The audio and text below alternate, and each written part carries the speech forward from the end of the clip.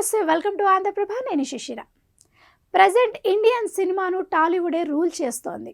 Bollywood stars కూడా తెలుగు సినిమాల్లో నటించేందుకు interest చూపిస్తున్నారు. కానీ ఈ టైంలో కొంతమంది సౌత్ బ్యూటీస్ టాలీవుడ్కు దూరం అవుతున్నారు. తెలుగులో ఓ వెలుగు వెలిగిన బ్యూటీ ఖాతాలో ఒక తెలుగు సినిమా కూడా కనిపించడం లేదు. ఎవరా బ్యూటీస్ అనుకుంటున్నారా? అయితే ఈ స్టోరీ చూడండి. టాలీవుడ్లో నెంబర్ 1 ప్లేస్కు పోటీ పడ్డ star heroine Samantha personal and professional ఇష్యూస్తో నటన నుంచి బ్రేక్ తీసుకున్న శామ్ రీఎంట్రీలో స్లో అండ్ స్టడీగా సినిమాలు చేస్తున్నారు. చివరగా ఖుషీ సినిమాతో ఆడియన్స్ ముందుకు వచ్చిన ఈ బ్యూటీ తర్వాత చేయబోయే తెలుగు సినిమా విషయంలో సస్పెన్స్ మెయింటైన్ చేస్తున్నారు.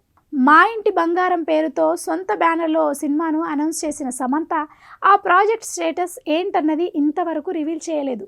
ఈ గ్యాప్లో నార్త్లో ఓటీటీ ప్రాజెక్టులు చేస్తున్నా మళ్ళీ తెలుగు తెర మీద ఎప్పుడు కనిపిస్తారన్న విషయంలో క్లారిటీ ఇవ్వడం లేదు.